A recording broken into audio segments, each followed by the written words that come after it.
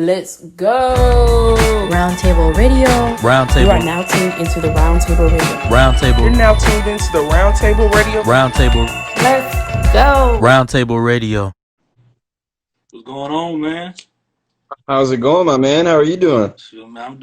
I'm blessed, man. Blessed to be here.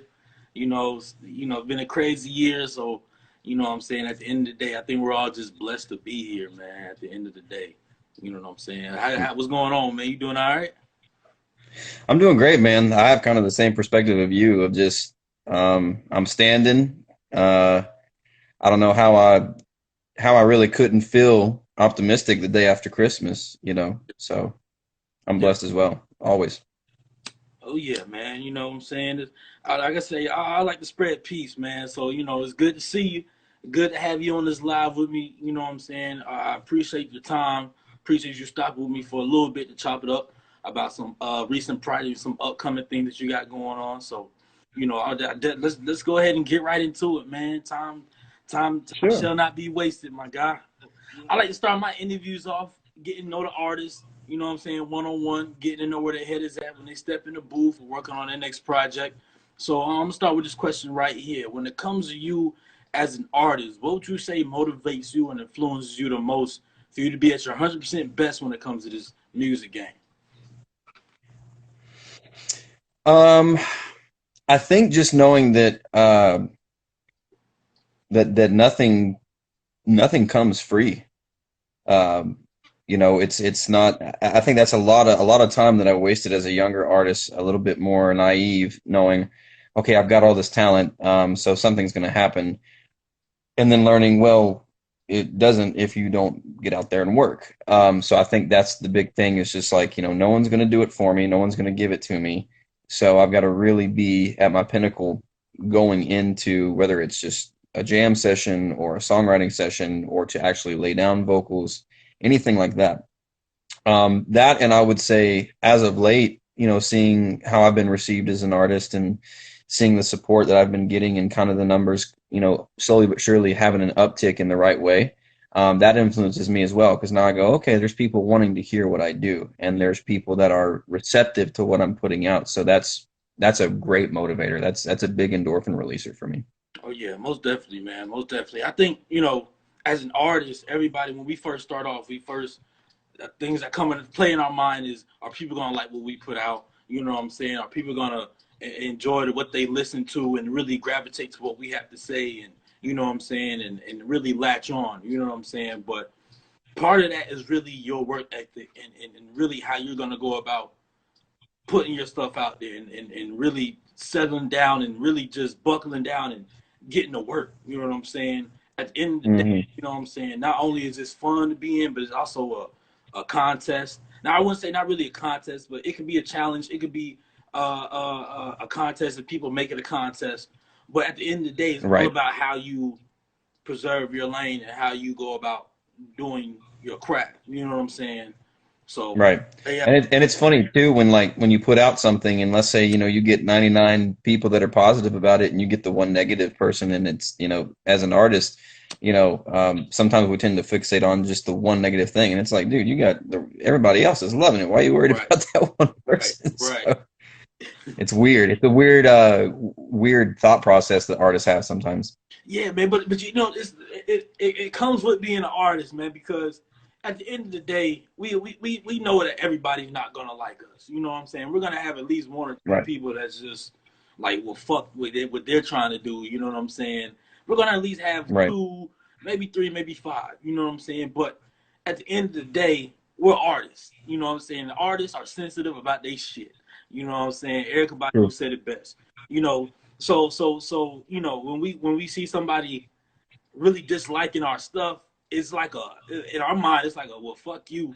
But like you said, you got everybody else that's, you know what I'm saying, showing love. You can't really get stuck on that one person that's just like, well, we don't care, And there's so much attached to it too. Like if you put, like for me, my music's very, very personal. Now I can make something sound more accessible and more kind of wide scale, but it all comes from the same place, which is an experience.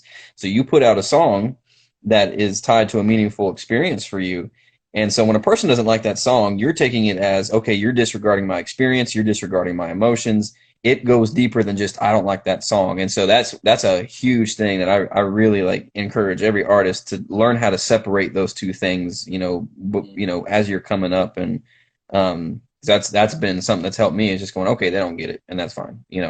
But yeah, artists are you're your biggest fan, but also your worst critic, at the Mm, same time. It's mm. weird. That's 100% true, bro. We as artists, bro. You know what I'm saying?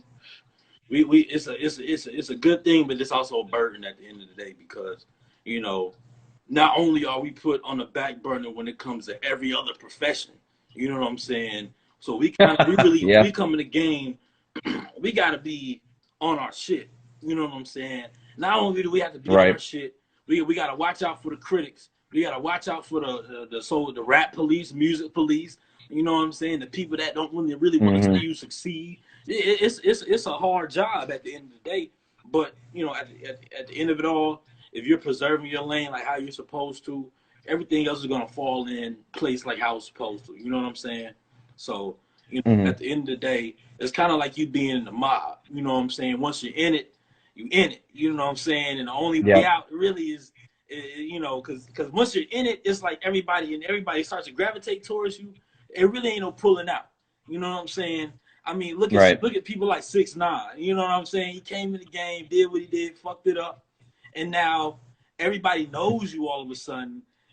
I've seen them wanting to start backing out and backing out. Nah, ain't no really go backing out. People gonna remember you for being, you know what I'm saying, what you were. You know what I'm saying? No matter if you Right. To go some out and try to extent. be a street worker, no matter if you're trying to be anything, people gonna know. Yeah, ain't you the motherfucker that snitched? So it's all about preserving your lane. All about preserving your lane, man.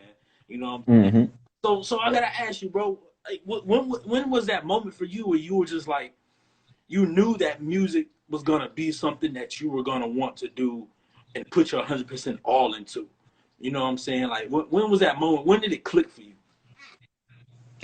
I mean, that clicked at a young age. I mean, I knew. So here's the interesting thing. As a kid, and when I say kid, I mean a young, 3, 4 years old. I have memories this far back of always liking music, always being around music, growing up in a household where that was the culture. My father was a musician. My mother was a music journalist. So they were always introducing me to different things, and I just grew up around it. So to me, it's like breathing.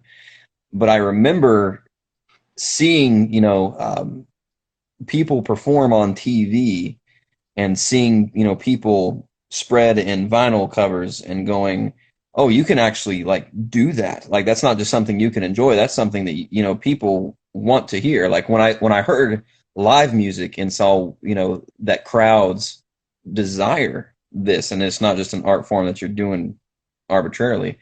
That's when I got really interested as a kid. And thought, okay, well, I like to entertain. I like being the center of attention anyway. So if I'm doing it with a talent that I'm naturally gifted with, all the better. But I think so. That was kind of the first like definite thought, and then more so the back half of my teenage years is when I said, okay, I'm really wanting to make a go at it. I'm really going to take time to learn different instruments to improve my craft, and reading music and taking vocal lessons and all that fun stuff. Um, that's when it really. And then I kind of for a while got disheartened with it. I had other priorities, and then now I've been able to come back to it the past couple of years, and now I'm really hitting the ground running and happen with it. So it's Right. never it's never not been an option for me, even if it wasn't going to be my main source of income or my if I don't like saying the word famous, but I like saying renowned, professional, something like that, because fame is totally different than being professional. Um, so that's always been the plan, but even then, even as just a hobby, it's a hobby that I take very seriously. So uh, Right. I don't know, So like man. Pretty what? much since I can remember.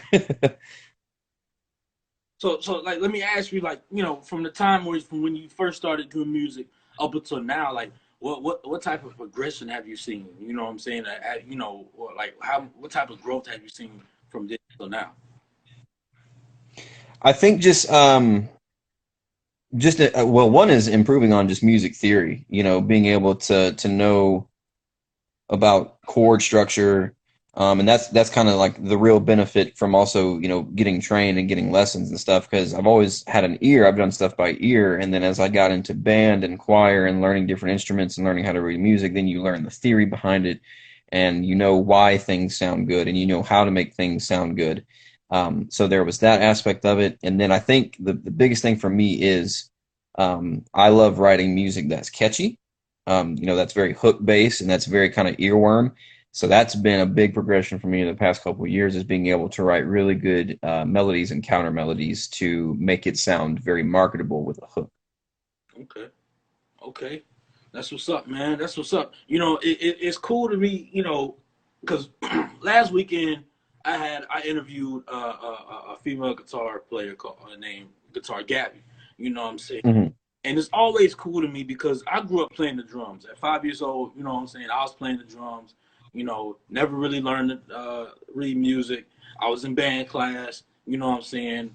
Never really learned to read music. I always played by ear, was always able to really hit the notes, you know what I'm saying? Right, spot on, just from ear. You put a sheet music in front of me, I can't really read it. I don't know what I'm doing. You know what I'm saying? Right. Um, but it was always, I knew it was always important for me to learn how to read music, you know. But when I hear or see or interview people who actually use and play live instruments and actually use them in their craft and in their material, it gives me like a little happiness inside, because this is like, it lets me know that there's people out there that are still trying to learn the fundamentals, or are still learning the fundamentals. You know what I'm saying? Because Hmm. anybody can buy a mic, buy a laptop, plug it up, record a song, and then that's that. You know what I'm saying?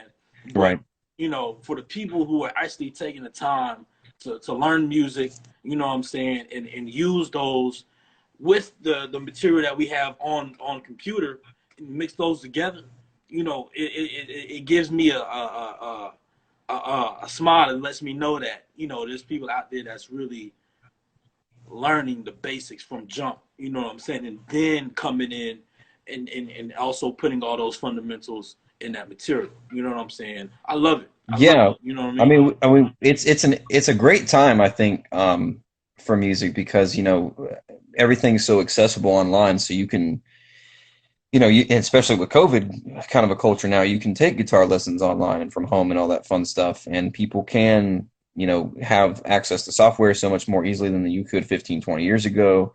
I'll say this, like learning it technically and learning music and all that fun stuff, that's great. You can execute. But really, the people that make music that has longevity and that is timeless are a lot of the self-taught people because it's more instinctual. It comes from a more soulful place than somebody who just knows how to go through the motions. So that's why I think the best musicians, or at least the ones that I like the most, the ones that I go back listening to the most, are the ones that either have a mix of self-taught and technical training, or that are just solely self-taught by ear kind of people.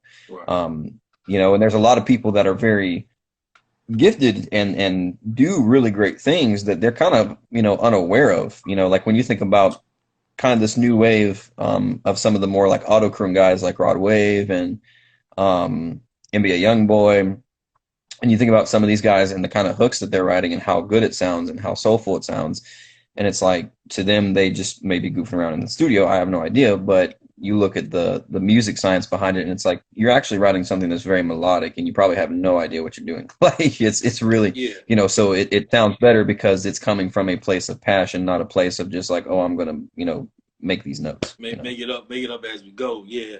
Now, I grew up watching the people who produce for who now produce for Rich Homie Quan. You know what I'm saying? They produced his first mixtape. I forgot what the name of it was, but he released it 2 times. You know what I'm saying? And the Yardies. You know what I'm saying? Shout out to the Yardies. They had production on an album. You know what I'm saying? And it wasn't up until then where I was really able to see, some of these people who we call mumble rappers. You know what I'm saying? Actually take time and put work in the studio. You know what I'm saying? Now Hmm. you can break it down, right? You can separate them. You know what I'm saying? You have two types of mumble rappers. You know what I'm saying? You have the ones over here who just get on here and talk about money, this and that, whatever the fuck. We never know what the fuck they talking about. You know what I'm saying? Then you have the ones over here that to us, they're mumble rap. You know what I'm saying? But say to a young guy who's in middle school or freshman in high school, they're relatable to them. You know what I'm saying? Right. Because they can really understand what they're talking about. You know what I'm saying? But so what made me understand that more, I'll break it down even more. When I don't know how old you were, I don't know when you were born, but I'm a '96 baby. You know what I'm saying? So I got Hmm. the last little bit of what I'm saying, the '90s rap, '90s music, R&B, and then what I'm saying, so on and so on. Now the music that we grew up listening to, leading on into the 2000s, you got to lean with it, rock with it, and all that shit. You know what I'm saying? But still having knowledge of what took place back in the day. You know what I'm saying? The Hmm. music that we were listening to growing up, our parents didn't understand what the fuck it was. You know what I'm saying?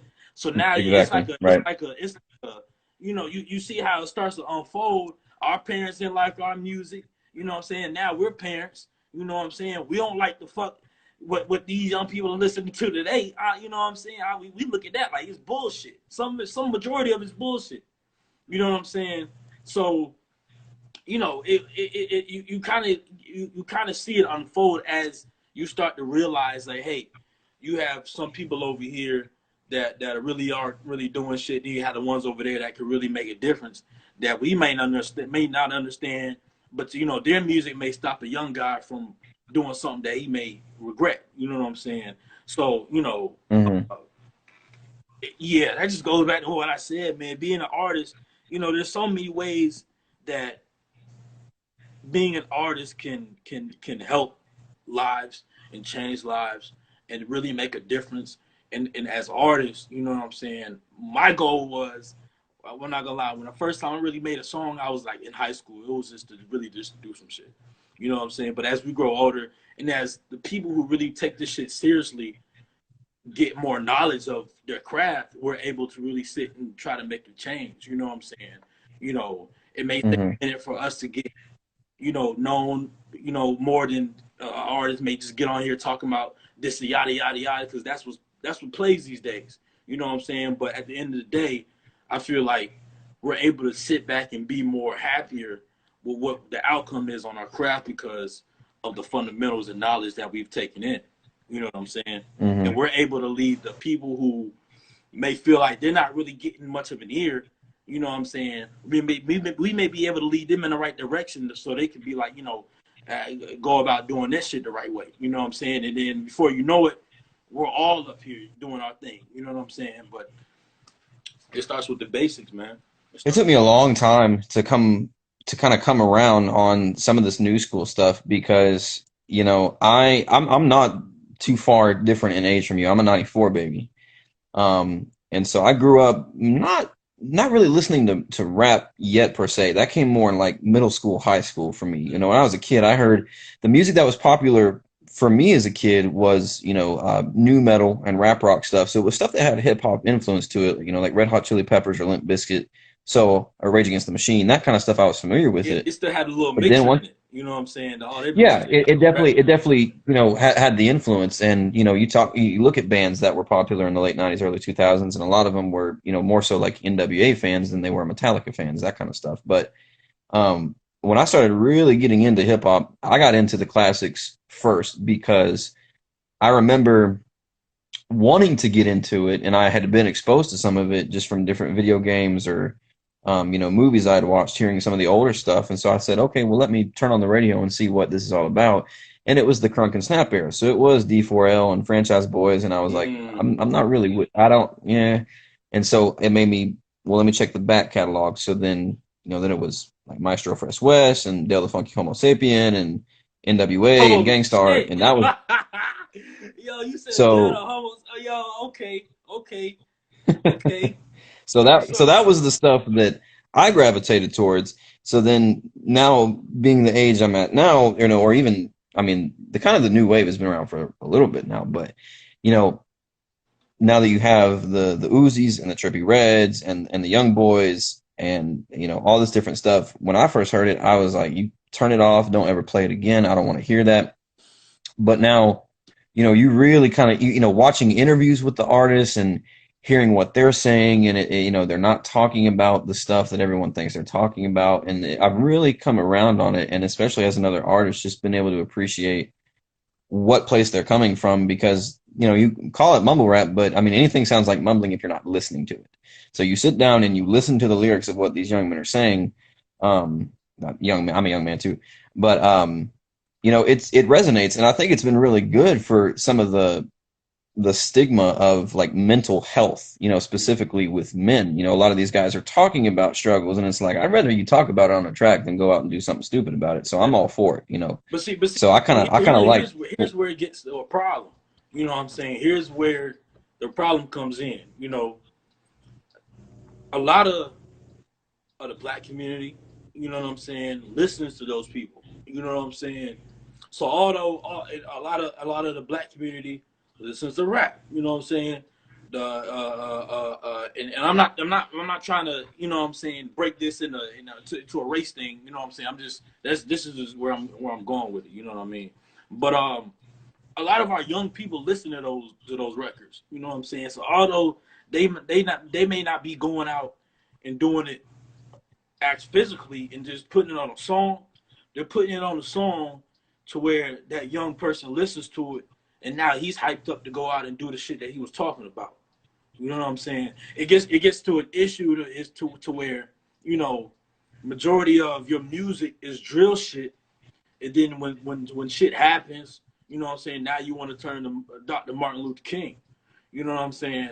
And so Right. My thing is, if we can put a way, if you can have a way that you can put knowledge, mix your knowledge with hype, you know what I'm saying, then majority of the things that go on day to day probably wouldn't happen. You know what I'm saying? Because if you look back into the 90s, right? Yeah, people were still killing shit. Yeah, people were still doing what they was doing, but they were doing it way different than how it was done today. You know what I'm saying? They were more militant about their shit. But I'm not glorifying killing nothing. I'm just saying. You know what I'm saying? Mm-hmm. You had artists that were coming on and still speaking that message, still putting that message into the community. And you know what I'm saying? You also had the artists that was just on some wild shit. You know what I'm saying? That's just what the rap game has. You know what I'm saying? But today, you have more wild shit than you have knowledge. You know what I'm saying? If we continue to put wild shit on records, you know what I'm saying, when's the knowledge gonna kick into these younger people to let them know, yo, first of all, this ain't the way to go. You know what I'm saying? You don't want to do that. You don't want to shoot that guy, because that guy's gonna give you 25 to life. You know what I'm saying? And you 15 years old. You know what I'm saying? So if we could find a way to put more knowledge into the music, than really just putting all majority of it hype, then you know what I'm saying, I'm pretty sure we'd have a better outcome. But that's where it starts. Is, yeah, the rap game, first of all, the music game was something when it first started for you to really get your anger out, put your feelings on. You know what I'm saying? Right. But after a while it changed. It's a fun thing, but it's also a burden at the same time. Because not also are people listening to it and going out and killing people, but also they locking artists up behind their songs. You know what I'm saying? I mean, we saw what happened to Bobby Shmurda. We saw, it's a burden at the same time as it is fun. One of your viewers has a good point too. It's like he's saying the conscious stuff always ends up being labeled as underground, and that's true, because I was just about to say, well, there's plenty of conscious stuff. Like I can think of a lot of artists, and that have more encouragement than they do detriment behind their lyrics. But again, these are people that are on smaller labels. These are people that it doesn't sound good in a club, so it's not going to get played. And I mean, that's definitely a balance I try to find within my music, is having, like you said, the balance of the hype and the energy, and the real sincerity behind it, but also have messages that, if maybe they aren't completely conscious, at least they're not completely negative either. They're more benign or they're more goofy, because violence is not anything you're going to find in my music. That's not even stuff I can listen to be honest with you. A lot of this modern stuff, and it just, the song starts out, running up and shooting people in the face, and it's like, okay, now that kind of stuff, no, I can't get with. But some of the sad boy stuff, yeah, I'm cool with that. Yeah, man. Nah, yeah, I definitely you said sad boy stuff. Nah, it's It's true. but at the same time though, it's something that people can also feel. You know what I'm saying? Not only in one genre, but all genres. You know what I'm saying? Because I listen to your music. We're gonna get to music questions in a minute. I have one more question for you, but we're gonna finish this up. I listen to your music, and it has a kind of mixture of trap music slash love. You know what I'm saying? Slash the type of music that really just makes you feel good. You know what I'm saying? It's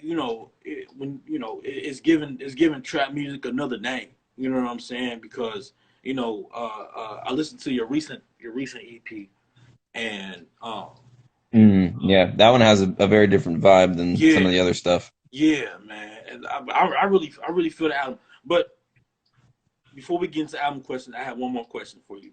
I always got to ask this Sure. question. It's one of the most infamous questions that I ask during interviews.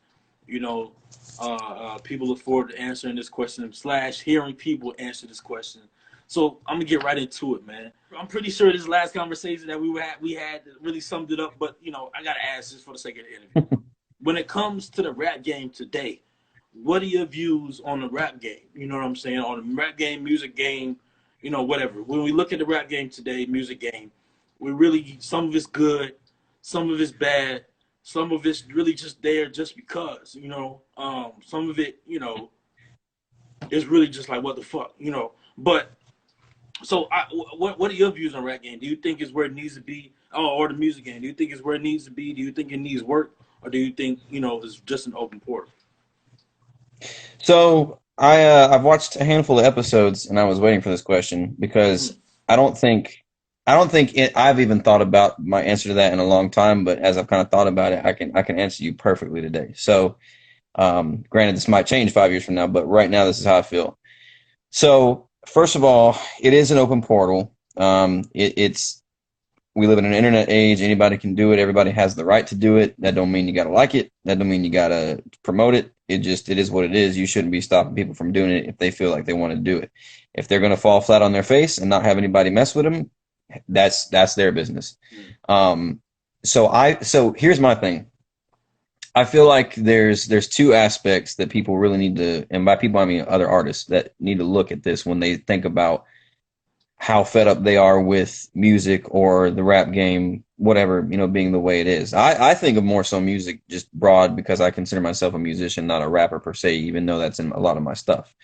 But so one is, a lot of other artists get frustrated at other artists that are put on. They may think they're trash. They may not like them. They think, well, my stuff's just as good as their stuff, so why are they getting put on? And they get mad at the artists, they get mad at the publicists, they get mad at the publications, they get mad at everybody except the one reason why they're popping, and that is the listeners. So if you don't like the fact that the artist is popping, well, the artist only makes his music. It's up to the people to accept or reject it. So you got to look at that. So start trying to give something to fans that maybe strays them away from what you don't like. But even still, here's the bigger follow-up to that, to me, is, as an artist, if you spend so much time worrying about how the game is, or worrying about who's hot, who's not, who's popping, who's whatever, if you spend so much time dedicated to those thoughts, you're taking away from time you could spend doing your own craft. You're taking away time you could spend making album covers, writing songs, making merch, and that eventually is just going to make you look foolish, because now here months or years have gone by where you focused on what you don't like instead of focusing on what you could have done. Mm, And that's what I think. mm. This just goes back to what we said. You know what I'm saying? If you preserving your lane the right way, you know what I'm saying? But you get fucked up, and you fuck up when you're worried about what the other person's doing. You know what I'm saying? if we're concerned about, this is the podcast show. You know what I'm saying? We have you know, gaming and all that shit, but majority of our shit is podcasts. You know what I'm saying? If I'm worried about Hmm. what the next podcast is doing, or how they're doing interviews, or how they're going about, what I'm saying, opening and closing their show, I'm gonna be falling behind on what the fuck I need to do and what the team is doing. You know what I'm saying? Yep. Because I'm worried about the next man. When we look at artists and we look at producers, you know, but see, this is the thing though. Today, in 2020, in the last couple of years, man, gossip is one of the things that people love to do. You know what I'm saying? People love to stick their nose in other people's business. You know what I'm saying? People love to, worry about what the next artist is doing, and posting on Shade Room, this and that, whatever the fuck. You know what I'm saying? So gossip has been one of the trending topics, what I'm saying, in the past few years, but like it's really all about how you're preserving your lane. You know what I'm saying? Now, if you got time to talk about another person, by all means, be my guest. But don't come around me with that shit. You know what I'm saying? Because Exactly. Exactly. you bringing energy over here trying to talk about the next man, what they got going on, and I'm trying to do something over here. What the fuck you coming over here for? You know what I'm saying? You must not want to see me win because you bringing that negative energy to a platform, to a studio, to something that's really got something in the works. You know what I'm saying? Hmm. If that just brought something to me, man. If a motherfucker comes around you talking about the next artist, talking about the next radio host, talking about the next producer, you know what I'm saying? 9 times out of 10, that's a distraction, you know. And if you're distracted easily by people in general, stay the fuck from around motherfuckers. Because at the end of the day, they don't want to see you succeed. You know what I'm saying? Yeah. I'm being honest. They don't want to see you succeed, man. Because if they really wanted to see you succeed, if they see you got something that you're really working on and you got something going, you know what I'm saying? They should already come over there with their mindset to help or to work. You know what I'm saying? Because there Hmm. should not be no type of distractions. And talking about another motherfucker is a distraction. You know what I'm saying? That's how Yeah. you lose.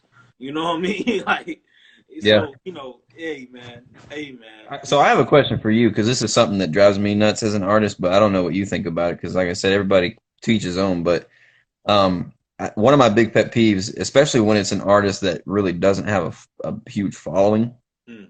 is when they do the whole, "Hey, if I get 100 likes, I'll drop this song," yada yada. And like I understand Oh that to some man, extent, but to me, that's very much like a you're looking for validation. It's like if you're you looking think the for song's thank hot, you want to you, drop it, thank you. just shut up and drop it. Like we don't, no one's gonna sit here and click. Like you know what I Like, mean? bro, Like, hey, I I don't know. wish That's just I my was the thought. only one that thought that was bullshit, bro. 100% bullshit. You know what I'm saying? Yeah. Now, granted, I will say, shout out to my boy. You know what I'm saying? I ain't gonna say no names because for the sake of this conversation, I ain't trying to put him in the spotlight. You know what I'm saying? Right. He's Right. an artist. Not only he's an artist, he's a YouTuber who we got something. Who me and him got something in the works. So I'm not gonna put his name in the spotlight like that. So I'm just gonna say my boy had a song that he put out, right? He had a video. He did a song, video, and everything. Put it out. But in the description, he was saying that, yo, I think this is the hottest. No, he said this is the lamest song of 2020, right? You know what I mean? This is the lamest song of 2020. Don't click on it or whatever, or something like that. You know what I'm saying? And me personally, the song was hot. You know what I'm saying? I heard it. The song was hot. You know, and he said that that's the new wave of promoting that he's gonna start promoting because he's not really a rapper. You know what I'm saying? Like he did some time, whatever. You know what I'm saying? And now he's telling his story on YouTube and allows others to tell stories on YouTube. You know what I'm saying? But he just decided to put out a song and he was like, that's gonna be my marketing strategy. You know what I'm saying? I'm gonna tell them that this song is lame as fuck. They hear it, Hmm. they're gonna be like, this song actually hot. And I was like, well, shit, go for it. You know what I'm saying? So, but see, to me, it's a difference from to when you're putting if I get 100 likes or whatever the fuck, you know what I'm saying, I'm gonna go ahead and drop this song. You know, first of all, nigga, like you ain't even got 50 fucking followers, bro. You know what I'm Yeah. saying? So Yeah, that's usually the first us problem. that if you get 100 likes, let's do some math, okay? If you get 100 likes, right? Say you got 40 followers. You know what I'm saying? You want 100 likes or you ain't dropping this shit at all? Nigga, you might as well just keep that song in the vault, Playboy. You know what I'm saying? Because ain't no, 9 times out of 10, because I started this roundtable thing from the dirt. You know what I'm saying? From one follower to 2 followers, 3, like all this shit. So all the followers that you see now was grinded up. You know what I'm saying? Like, yo, shout out to my motherfucking followers. Shout out to everybody that's been tuning in, right? Quick commercial break, my bad. I know how it is to motherfucking grind them followers out. You know what I'm saying? Now, either you want 100 followers. Now, let's check this out, right? Because people out here love to get clout, love to really flex and shit, right? Let's add this up. Bragging right. So you got 40 followers, right? You want 100 likes in order for you to drop this song. 9 times out of 10, that's not going to happen. What you're going to have to do is you're going to have to grind your pictures out. Hashtags, shares, you know what I'm saying? Get the person who just followed you to share that shit. You know what I'm saying? Get the second person who share that shit. You know what I'm saying? Post. Hashtags. 9 times out of 10, the hashtag that you really want to really pop ain't going to pop. You know what I'm saying? So now you stuck here looking like a dumbass with pictures. Ain't nobody like them yet, but continually you posting on your Instagram, I want 100 followers, 100 likes, or I ain't dropping this shit at all. Let's remember, he got 40 followers. You know what I'm saying? So nigga, it's gonna take you at least 3 fucking months, 4 fucking months at the most if you really posting your shit in order for you to get to that 50. You know what I'm saying? Or no. That 100. You know what I'm saying? Now, mind you, when you get 50 followers, that don't necessarily mean you're gonna get 100 likes. You know what I'm saying? That don't necessarily mean you're gonna get 50. You know what I'm saying? Now, there's only 2 ways that you're gonna get 100 likes, right? If you go on the App Store and you download the Instagram like app, you know what I'm saying, and you start posting your pictures, and bots start coming in like your shit, right? Now you can go ahead and post that picture, right? After you post that picture, you don't want to start flexing. Now, because now you got that 100 followers to back up with that caption that you had, right? Now this motherfucker flexing. He posted, oh yeah, I'm finna drop an album now. You know what I'm saying? You finna drop an album. Now the real motherfuckers are coming to follow you because maybe your song got a little, you know what I'm saying, hype to it. Maybe you jumping, right? Now motherfuckers are gonna start checking you. Now motherfuckers gonna start seeing that, yo, this nigga's capping. You know what I'm saying? This nigga ain't really, or whoever's scared. I'm gonna stop using the word nigga. Okay, this person right here is a cap, is a flex. You know what I'm saying? Because people do checks. People check out people's shit, man. You know what I'm saying? Yep. That's why I'm glad that at the end of the day, yo, that my followers are grinded out. You know what I'm saying? Because people know. People know. You know what I'm saying? And at the end of the day, if you don't want to look like a flex, do your shit the right way and start it from the ground up. Don't be out here trying to trick motherfuckers into playing your shit. You know what I'm saying?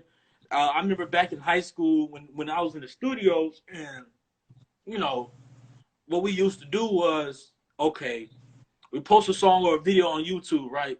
But we would name it differently. Like we would be like Big Sean. You know what I'm saying? This is back in like 2010. You know what I'm saying? So Big Sean People still do this, man. People still do it all the time. You know what I'm saying? Big Sean was popping, but I was back in high school. You know what I'm saying? We did, by the time like the week is over, we have like 1K views or something like that. You know what I'm saying? Because we put like Big Sean, Kanye West new song. You know what I'm saying? Some shit that was popping. You know what I mean? But nigga, if you past the age of 22 and you posting on your shit, oh give me 50, give me 100 followers, or I ain't posting this at all. Well, nigga, keep your shit. I'm going on the motherfucker other page. I know this other dude's page that really got some hot shit. He ain't really got all them followers, but I know his shit real. You know what I'm saying? That's where I'm going to. You know what I mean? So I'm right there with you, bro. It's bullshit. We really don't. I really don't want people like that in the game. You know what I'm saying? People like that don't really deserve to be in the game because we know they're nobody but a manipulator. You know what I'm saying? It's Right. somebody who can manipulate their way and try to reach success. We already know those are snakes. So Yep. let's turn up a little bit. You know what I'm saying? Now, you recently dropped an EP. You know what I'm saying? You recently dropped an EP. Give us a little background behind the EP, man. And I personally want to know, where did this title come from, bro? You know what I'm saying? I'm gonna let you share the title and the background behind your recent EP. Sure.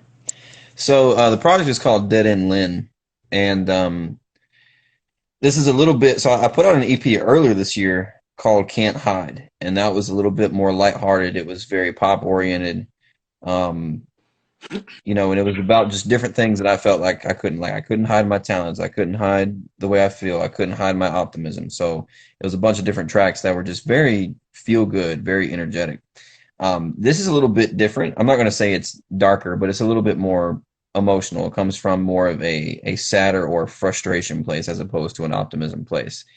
And so the title is kind of a metaphor, but also a literal thing. So every song on that project was written about a specific person in my past that I was had a chance to talk to again earlier this year. Kind of reconnected with, kind of buried some hatchets, stuff like that. But there were still some things that had happened in the past that I felt frustrated about. I felt upset, and so the emotions kind of simmered a little bit, and so I put them into song form. And so said person lived on a street called Lynn Street, and it was a dead end road. So the title was named after the road, but it's also metaphorical of this whole time we've known each other, all this, it was just a dead end the whole time. There was nothing to this. So all those songs come from the same place or a place adjacent to that experience, and they all have kind of a similar atmosphere to them, and I thought they complemented really well. So it's a little bit more, like I said, a little bit more somber, I guess, than some of the stuff that's the past couple projects I put out, which I put out a ton of stuff this year. I think there's 4 videos, 3 singles, 2 EPs. Like I've just been dropping, this year because I've had the time to do so, being quarantined or whatever.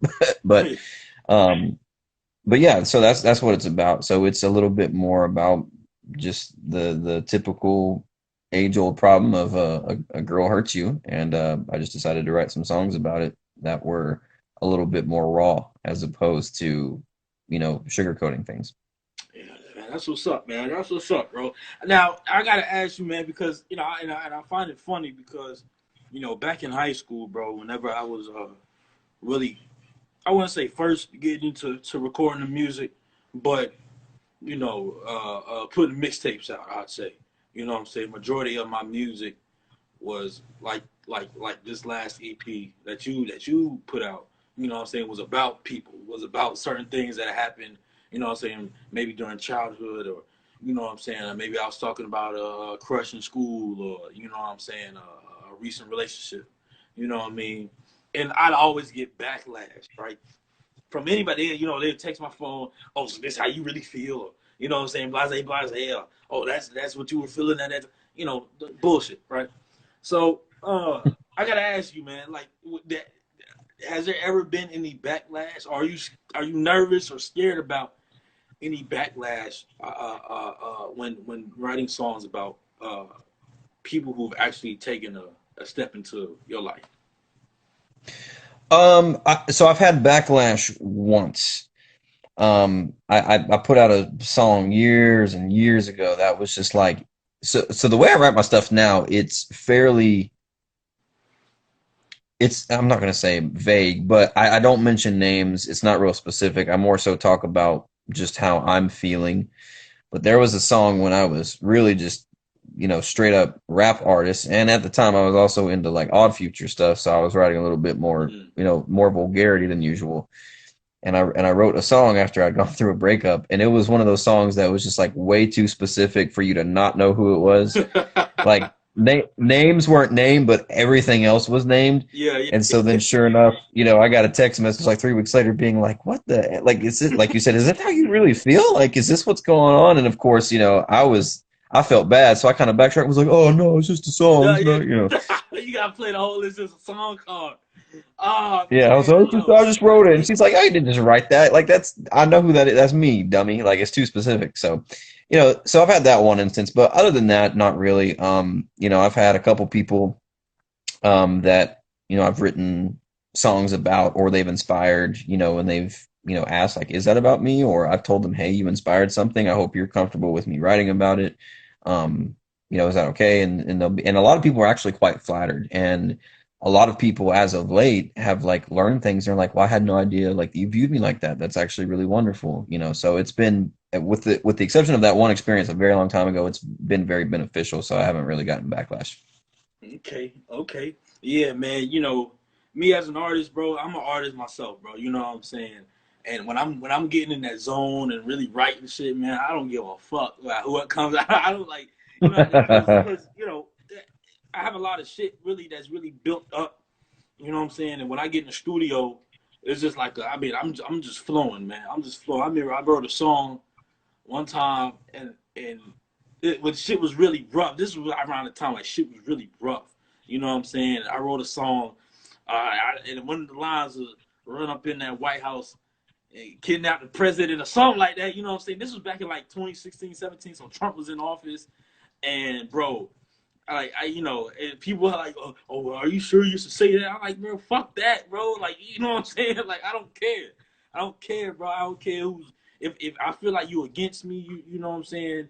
And I'm feeling like that type of energy in the studio, man, it may be another hit 'em up. You know what I'm saying? Like, you never know, but that's one of the good things about music. You know what I'm saying? That what we also talking about, which also could be a burden at the same time, because you never know how these type of things could play out. You know what I'm saying? We go on a song, you know what I'm saying, talking about a whole relationship, you know what I'm saying, and then later on down the line, say you are in a relationship, you know what I'm saying, your spouse may be like, well, what you talking about that for? Or the person that you were talking about on that song may come back at you, oh, so blase, or for a rapper, you know what I'm saying, if he's talking about an artist on the song goes in heavy, you know what I'm saying, then it may be all fun and games, but at the end of the day, it may be another Tupac situation. You know what I'm saying? We never know, man. We never know, bro. But at the end of the day, preserve your lane, man. You know what I'm saying? I think that's going to be the topic. I don't know. I don't really put topics on interviews like that, but if there could be a topic, preserving your lane would be the topic of this interview right here, bro. But Uh-huh. yeah, bro. That's what's up. So let me ask you, man.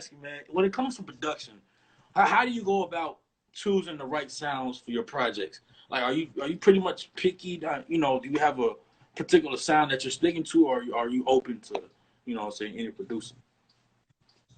I'm open to anything. I've in the past, I think it's been 4 years now. 4 years, and out of all the projects I put out, only one beat has not been one that I've made. Mm. So I do all my own stuff. So that's the cool thing is whatever mood I'm in, I can go ahead and just get right to working on it. My song process is a little bit different for depending on what I'm doing. So if I'm doing the rap stuff, it's interesting. Most of the time, the lyrics come first, and then I put a beat behind it. But with the pop and R&B stuff, typically the instrumentals come first, and then I write to them. It's very weird. Um, but yeah, no, I'm not picky. I'm open to because I love all kinds of different stuff. I'm open to always trying different samples and adding different effects. I'm very adaptable, so I can always, even if what I wrote doesn't fit right away, I can make it fit. So I'm open to a lot of different stuff.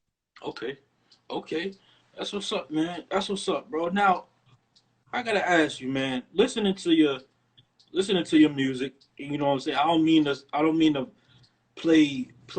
I don't want to say devil's advocate, but I'm gonna jump to the other side. I'm gonna jump to the critic side for a second.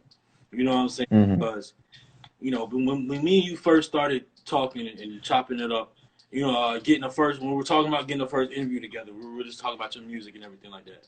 You know, I told you that I interviewed a guy named Kuzco. You know what I'm saying? And his music, and I was really talking about how he reminds me of you. No, you remind me of him because you guys mix trap music and rock and all those other genres in one. You know what I'm saying? Now, when it came to an artist like Post Malone, right? He came in the rap game really on some.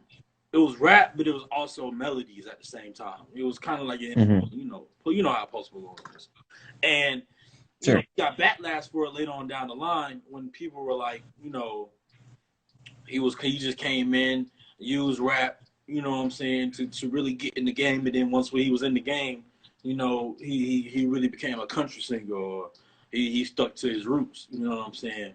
Hmm. I gotta ask you, man, you know, are you afraid that well, one, are you afraid that you may get backlash? You know what I'm saying? And people may think that you're really just trying to use the urban side, the trap music, the hip hop side, just to really get, you know what I'm saying, to where you really need to be, or are you pretty much set, and are you, is music something, is this rap thing something that you really love? You know what I'm saying? Do you really love the passion? You know what I'm saying? Are you afraid that your car is gonna get pulled, basically? Right. I mean, that's something I run into all the time, man. To be honest with you, it's something I've been running into for years. You know, I obviously don't view it that way. There are tracks that are straight hip hop. There are tracks that are straight pop, and then there's some of the tracks like on the most recent EP that are a mix of both.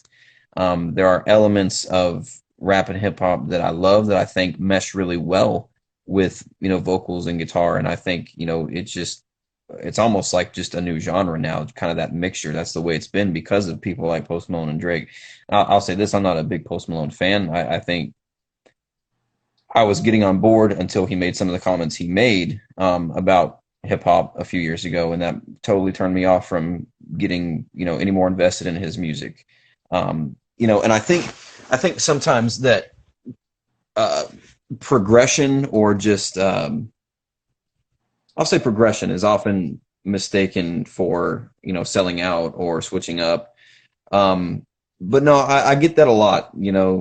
People telling me, tread lightly. You do have these elements of urban music, but some of your stuff is this and some of your stuff is that.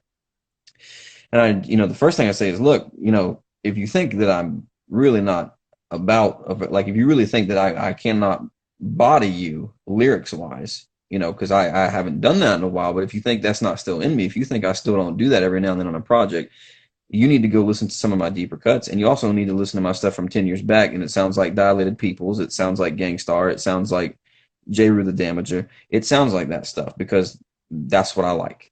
But I've also just become more comfortable as a singer. I've become more comfortable as a producer, and I'm trying new stuff, but also trying to mix some of the more rhythmic and primal feel of hip hop into it.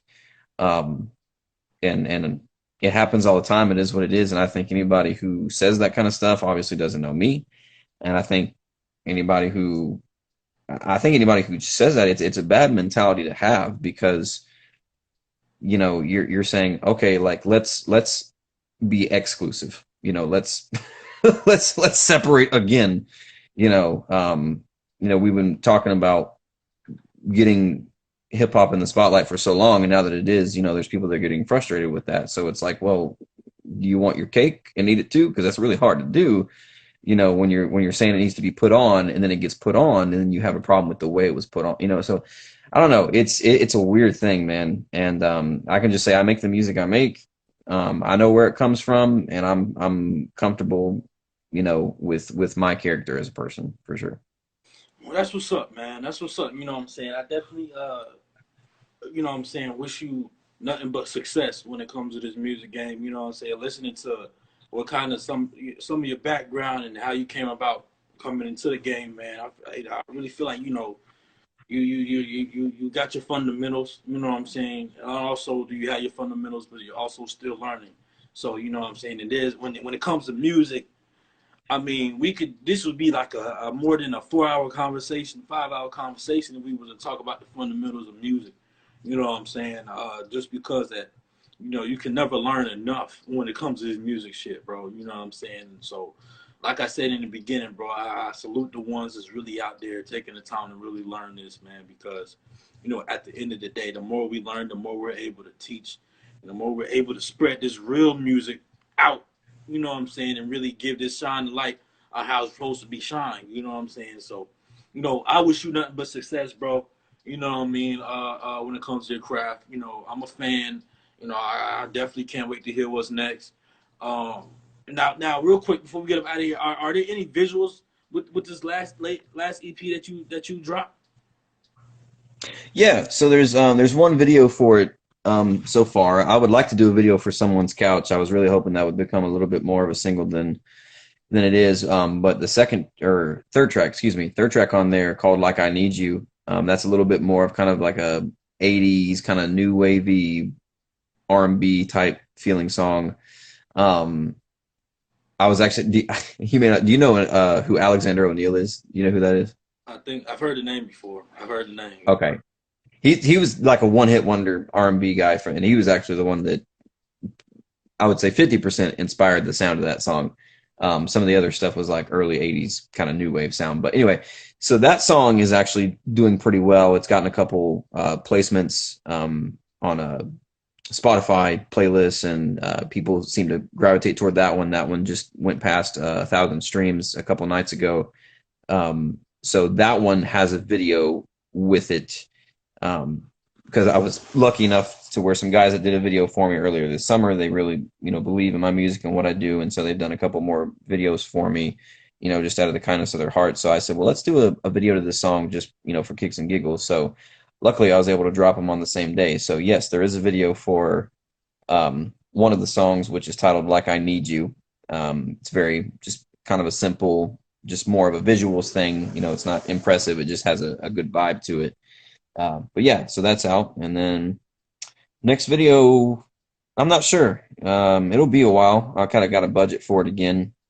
I have some other music expenses that are more important to me, mixing and mastering. And I'm also taking on a publicist going into the new year to try to help me get it to the next level. So that's all coming out of my pocket. So I don't know if there's going to be another video, before the summertime, but I've dropped, like I said, 4 videos between April and October, so you can go watch those in the meantime. Yeah. Oh yeah, man. They give them something, man. At least we ain't just leaving them out here naked. You know what I'm saying? Like you giving them something that they can vibe with. So you know what I'm saying. Yeah. What's up until you can get back in and really, you know what I'm saying, take your time and get it right. You know what I'm saying? Because, like we said, anybody can do this, man. But at the end of the day, it's about how you do it right. You know what I'm saying? So I definitely can't wait to see what's next and hear what's next. Before we get up out of here, man, are there any shout outs you want to give out to anybody? Any producers, any songwriters, engineers, girlfriends, you know what I'm saying? Anybody, man, you know what I mean? Anybody. Absolutely. So give first and foremost give a shout out to Roundtable Radio podcast for having me Yeah. on. I see you reading it. That's all right. It's all good, man. It's all No, good. I was getting tongue tied, so I was like, wait a minute, is it just Roundtable but it's Roundtable Radio, I know that. It's all So right, bro. It's all right, dog. Shit, it's all love, man. so definitely you for having me on. That's been huge. And I kind of tagged everybody I could think of in a post the other day with a little recap video for the year. So definitely Trey 40, he's one of the studio guys. He allows me to record over there a lot. Okay. 7 Cities studios for doing all the mixing and mastering.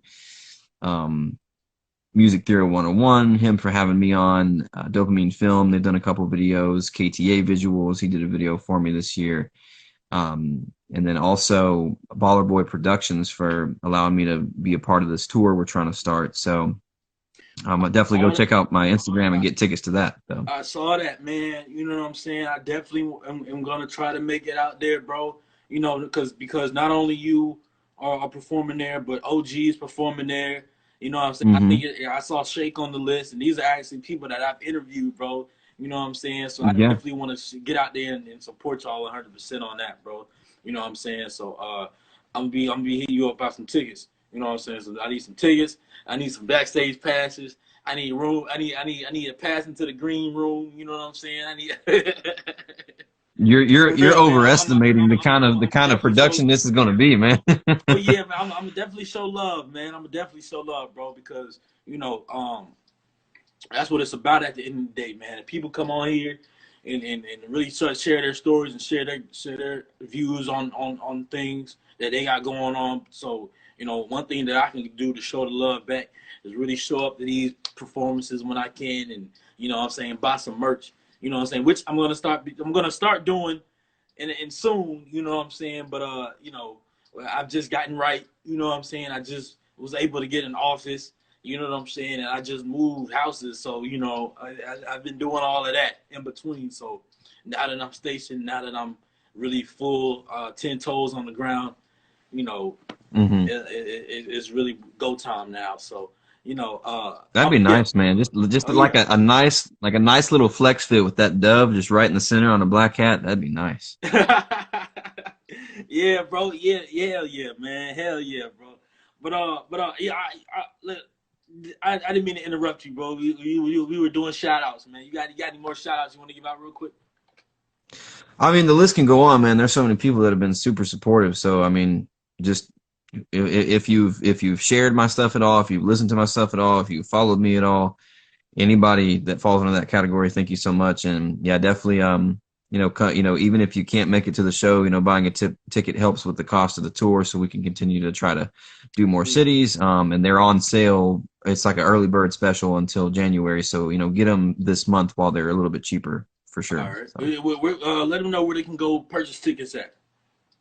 You can go to the best place would go to my Instagram and just message me, and I can give you the link directly. But if you just want to go straight from here to there, go to Eventbrite, Brite, eventbrite.com, and search the Catch My Vibe tour in Tallahassee. And then there's a promo code. You can use my artist name as the promo code, and it'll give you a few bucks off. And that way, the promoters will also see who is selling the tickets on the tour. So, which luckily, I think I'm on the leaderboard right now. So. Okay. Okay. Yeah. I'm looking them up on their website now, bro. You know what I'm saying? I definitely want to show love, bro. I definitely want to show love.